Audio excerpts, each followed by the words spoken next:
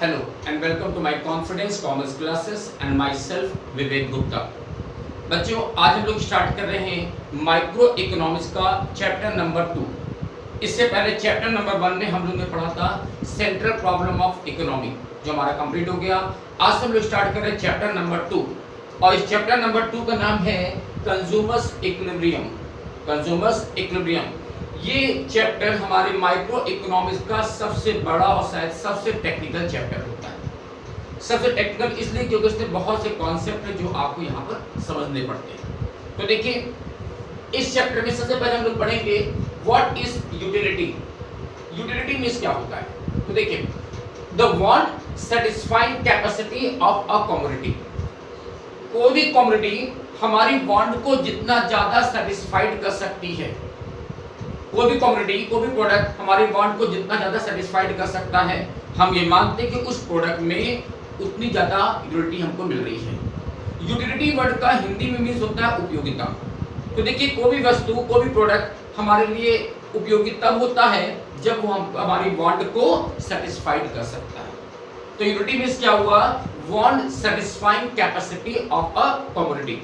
कोई भी कमोडिटी में हमारी वांट को सेटिस्फाइड करने की जितनी कैपेसिटी होती है वो उसकी यूटिलिटी मानी जाती है।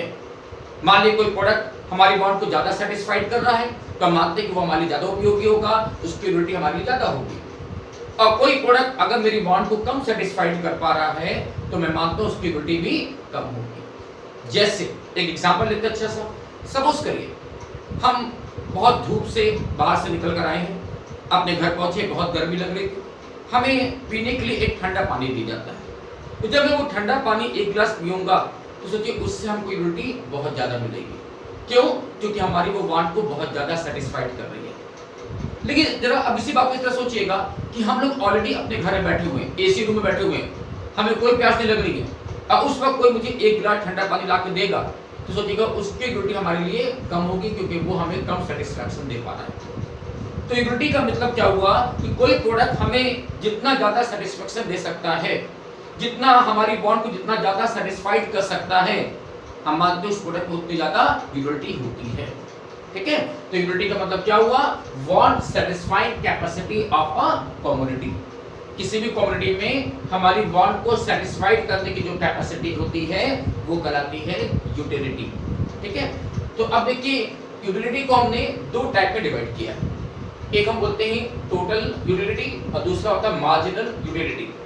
Total utility and marginal utility. तो पहले देखिए what's the meaning of total utility. तो मैंने आपको दिया इट इज द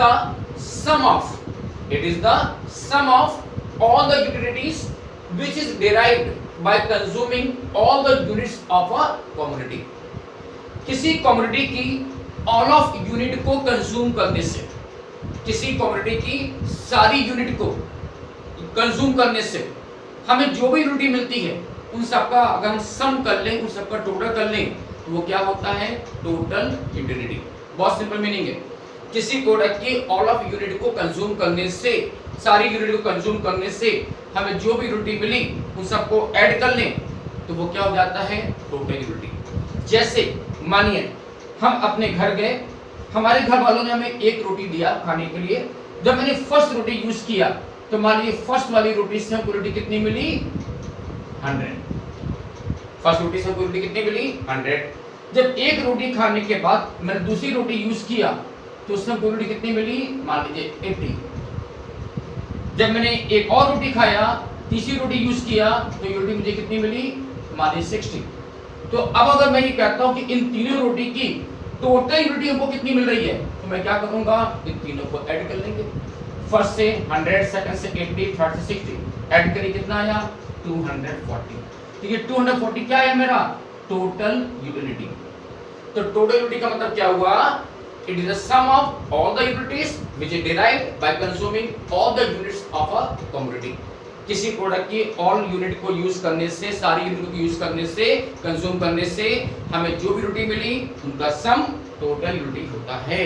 तो देखो मैंने यहाँ पर लिखा भी है कि TU equal to utility of first unit plus utility of second unit plus utility of third unit and plus so on.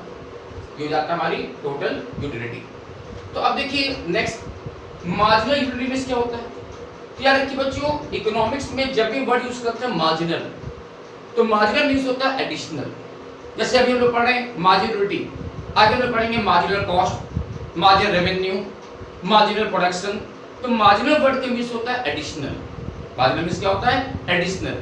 तो देखिए यहाँ पढ़ रहे हैं मार्जिनलिटी, तो मार्जिनलिटी का मतलब क्या हुआ?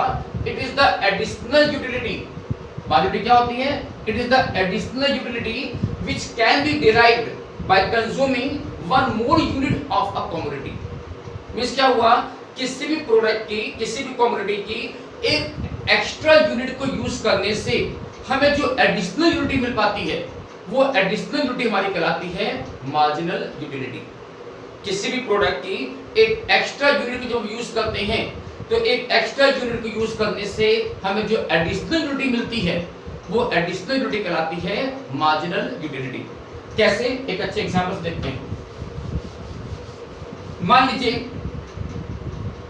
किसी प्रोडक्ट की जब हमने 10 यूनिट कंज्यूम किया, तो 10 यूनिट को कंज्यूम करने से हमें जो टोटल यूनिट मिल रही है, सपोज करिए कितनी मिल रही है?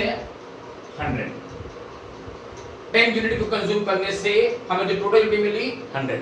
और जब मैंने उसकी एक एक्स्ट्रा यूनिट यूज किया, यानी कितना? 11 यूनिट्स। एक एक्स्ट्रा यूनिट यूज किया, यानी टोटल मिला के 11 यूनिट यूज किया, तो मेरी टोटल यूनिट बढ़ के कितनी हो गई? मान लीजिए हो गई 120। जैसे मैंने एक एक्स्ट्रा यूनिट यूज किया, यानी 11 यूनिट यूज किया, तो मेरी टोटल यूनिट कितनी हो गई? 120। तो मैं ये देखूंगा कि एक एक्स्ट्रा यूनिट को कंज्यूम करने से हमारी टोटल यूनिट कितना एडिशन हो गया, टोटल यूनिट में कितना एडिशन हो गया। टोटल यूनिट कितनी बढ़ गई? पहले कितनी थी? 100, अब कितनी हो गई? 120। तो एडिशनल यूनिट हमको कितनी मिल रही है? तो मैं कहूंगा एडिशनल यूनिट कितनी मिल रही है? 20। तो ये 20 क्या कहलाएगा? Marginal utility. यार रखिए बच्चों, मार्जिनल यूटिलिटी का मतलब क्या हुआ? एडिशनल यूटिलिटी से किसी भी प्रोडक्ट की एक एक्स्ट्रा यूनिट को यूज करने से हमें जो एडिशनल यूटिलिटी मिल पाती है, वो मेरी कहलाती है मार्जिनल यूटिलिटी। इसमें देखिए मैंने इसका फॉर्मूला लिखा है कि मार्जिनल यूटिलिटी का फॉर्मूला होता है TUN माइनस TUN माइनस 1। जैसे आप यहाँ पे देखा कि 11 यूनिट से हमको टोटल यूनिट कितनी मिल रही थी? 120। लेकिन 10 यूनिट को कंज्यूम करने से हमको टोटल यूनिट कितनी मिल रही थी? 100। तो 120 माइनस 100, तो एडिशनल यूनिट कितनी मिली? 20। ये 20 क्या है? मेरा मार्जिनल यूटिलिटी है। तो मार्जिनल यूटिलिटी मतलब क्या हुआ? एडिशनल यूटिलिटी से। ठीक है, इसका एक फॉर्मूला और भी होता है जो सम पे हम लोग यूज कर सकते हैं कि मार्जिनल यूटिलिटी का इक्वल टू होता है delta TU divided by delta Q। बच्चों इकोनॉमिक्स में डेल्टा मींस क्या होता है? मैंने आपको पहले ही बताया था, डेल्टा मींस क्या होता है? चेंजेस। तो इसको आप ऐसे भी कह सकते हो, change in total unity divided by change in quantity. Change in total unity divided by change in quantity. हम इस फॉर्मूले का यूज करके भी मार्जिनल यूटिलिटी निकाल सकते हैं। ठीक है, तो ये था हमारी मीनिंग कि यूनिटी मींस क्या होता है, टोटल यूनिटी क्या होता है और मार्जिनल यूनिटी क्या होता है। अब हम लोग टोटल यूनिटी और मार्जिनल यूनिटी के मीनिंग को एक अच्छे से एग्जांपल और डायग्राम समझते हैं, तो और बेटर समझ में आएगा कि मार्जिनल यूनिटी और टोटल यूनिटी में आपस में क्या संबंध होता है, क्या रिलेशनशिप होता है, और इसे हम लोग कैसे प्रेजेंटेशन करते हैं थ्रू द डायग्राम। देखिए बच्चों, marginal unity and total unity को अब हम लोग एक एग्जांपल समझेंगे और देखेंगे इसकी टेबल और डायग्राम कैसे बन रहा है। मान लीजिए हम एक कंज्यूमर है और हम क्या कर रहे हैं? हम रोटी यूज कर रहे हैं। ठीक है, हम अपने घर पहुंचे और हमने जब फर्स्ट रोटी कंज्यूम किया, तो हमें जो मार्जिनल यूटिलिटी मिली वो कितनी मिली? 100। फर्स्ट रोटी से हमको कितनी रोटी मिली? 100। हमने एक रोटी कंज्यूम कर लिया। एक रोटी के बाद जब मैं दूसरी रोटी यूज करूंगा, तो मेरी जो मार्जिनल यूटिलिटी होगी वो क्या होगी? पहले से कुछ कम हो जाएगी। एक चीज हमेशा बच्चों याद रखना, किसी भी प्रोडक्ट को हम लोग जैसे जैसे यूज करते जाते हैं, वैसे वैसे उस प्रोडक्ट से मिलने वाली जो यूटिलिटी होती है वो कंटिन्यू डिक्लाइन करती जाती है, घटती जाती है। जैसे जैसे हम किसी प्रोडक्ट को यूज करते जाएंगे, वैसे वैसे उस प्रोडक्ट से मिलने वाली जो यूटिलिटी होती है वो कंटिन्यू घटती जाती है, डिक्लाइन करती जाती है। ठीक है, तो देखिए हमने जब फर्स्ट रोटी यूज किया तो उससे हमारी यूटिलिटी कितनी मिली? 100। एक के बाद जब हमने दूसरी रोटी यूज किया तो उससे हमारी यूटिलिटी मिली वो पहले से कुछ कम हो गई। कितना? 80। क्यों? क्योंकि हमने कुछ सेटिस्फैक्शन हमने पा लिया है। हमने फर्स्ट रोटी से कुछ सेटिस्फैक्शन पा लिया है, तो जब सेकंड रोटी यूज करेंगे तो यूटिलिटी उससे पहले वाले से कुछ कम मिलेगी। इसी तरह जब मैंने थर्ड रोटी यूज किया तो यूनिट हमको कितनी मिली 60। फोर्थ यूनिट यूज किया यूनिट कितनी हो गई 40। फिफ्थ यूनिट यूज किया 20। और इस तरह करते करते जब मैंने 6 यूनिट यूज किया तो हमारी यूनिट कितनी होगी 0। यूनिट कितनी हो गई 0। 0 होने का मतलब ये कि इस वाली यूनिट से हमें कोई एडिशनल यूनिट नहीं मिल रही है। इस वाली यूनिट से 6 वाली यूनिट से हमें कोई भी एडिशनल यूनिट नहीं मिली। और सोचिए इसके बाद भी अगर हम रोटी के एक्स्ट्रा यूनिट यूज करेंगे तो क्या होगा, हमारी यूनिट नेगेटिव हो जाएगी। क्यों?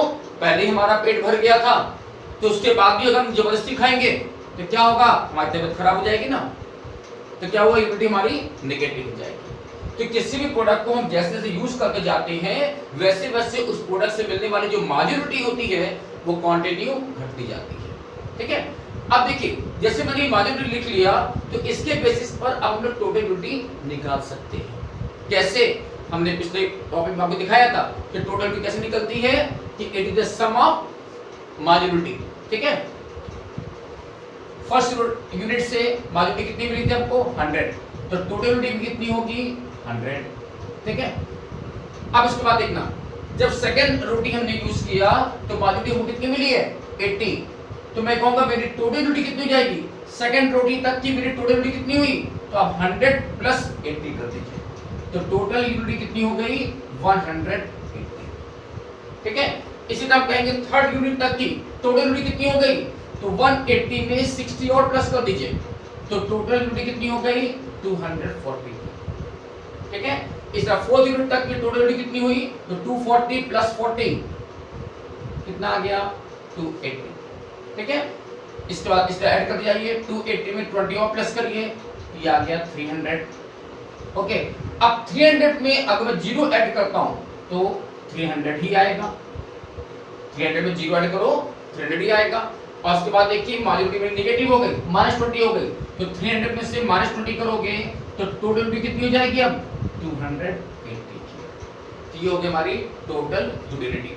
ठीक है, तो अब देखिए ये मार्जिनलिटी और टोटल यूटिलिटी के बीच में आपस में क्या रिलेशनशिप है, एक बार देख लें। MU और TU में क्या रिलेशनशिप होता है, तो अब एक बात नोटिस करिएगा कि जब MU पॉजिटिव होता है, पॉजिटिव यानी प्लस में होता है, तो MU हमारा TU हमारा इंक्रीज कर रहा है लेकिन डिमिनिशिंग रेट से। When the MU is in positive, then TU will be increases but with the diminishing rate. TU हमारा बढ़ता है लेकिन घटती हुई रेट से बढ़ता है। कैसे देखिए, पहले 100 था, फिर 100 से 180 कितना बढ़ा 80 पॉइंट्स, फिर 180 से 240 कितना बढ़ा 60 पॉइंट्स, फिर 240 से 280 कितना बढ़ा 40 पॉइंट्स, फिर यहाँ से कितना बढ़ा 20 पॉइंट्स। तो आप देखिए when the MU is in positive, the TU will be increases but with the diminishing rate, बढ़ता है लेकिन घटती हुई रेट से। ठीक है, और इसके बाद देखना when the MU is in MU become the 0, जब MU हमारा 0 जाता है तो आप देखिए TU क्या हो जाता है कांस्टेंट। TU क्या हो गया constant at the maximum level. यार कि सब चीज एग्जाम में पूछेगा आपसे कि MU जब 0 जाता है TU क्या होता है, तो आप बोले TU will be constant at the maximum level. आप देखो ये मैक्सिमम लेवल पर आकर के क्या हो गया कांस्टेंट 300 बढ़ना रुक गया कांस्टेंट हो गया, यहां से यहां कुछ नहीं बढ़ा कांस्टेंट हो गया। तो MU जब 0 जाता है तो TU क्या हो जाता है कांस्टेंट। ठीक है, और लास्ट में when the MU is in negative, ये MU नेगेटिव होगा तो TU क्या हो जाएगा will be declines। अब देखो TU क्या हो गया डिक्लाइन घटने लगा, 300 से 280 हो गया घट गया। क्यों घट गया, क्योंकि MU हमारा नेगेटिव हो गया है। तो MU जब प्लस में होता है पॉजिटिव होता है तो TU हमारा इंक्रीज करता है बट डिमिनिशिंग रेट से, बढ़ता है लेकिन घटती हुई रेट से। जब हमारा MU 0 जाता है तो TU हमारा कांस्टेंट हो जाता है, मैक्सिमम लेवल पर आकर के कांस्टेंट हो जाएगा। और जब MU हमारा नेगेटिव हो जाता है तो TU घटना स्टार्ट हो जाता है। तो इन चीजों को जरा डायग्राम से देखिए प्रेजेंटेशन कैसे कर रहे हैं। हम दो डायग्राम बना रहे हैं, एक TU के लिए और एक MU के लिए।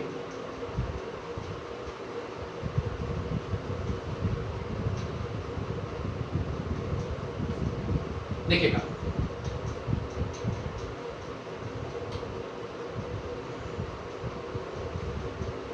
पहले दिखा रहे टी यू, तो आप देखो टी यू, इसको मैं हटा देता हूं। आप ध्यान देखिए टी यू की जो फिगर है पहले वो इंक्रीज कर रही है, 100, 180, 240, 280, 300 इंक्रीज कर रहा है, लेकिन घटती हुई रेट से। तो टी यू को पहले इंक्रीज करना है घटती हुई रेट से, ऐसे इंक्रीज करेगा लेकिन घटती हुई रेट से। फिर एक पॉइंट पर आकर देखिए वो कांस्टेंट हो गया है, फिक्स हो गया, 300 300 कांस्टेंट हो गया, तो इसे आप कांस्टेंट कर लीजिए ऐसे। और इसके बाद देखिए लास्ट में वो डिक्लाइन करने लग गया, तो टी यू नीचे डिक्लाइन करने लग गया, तो ये हो गया हमारा टी यू। पहले इंक्रीज करेगा, फिर कांस्टेंट होगा और फिर नीचे डिक्लाइन करेगा।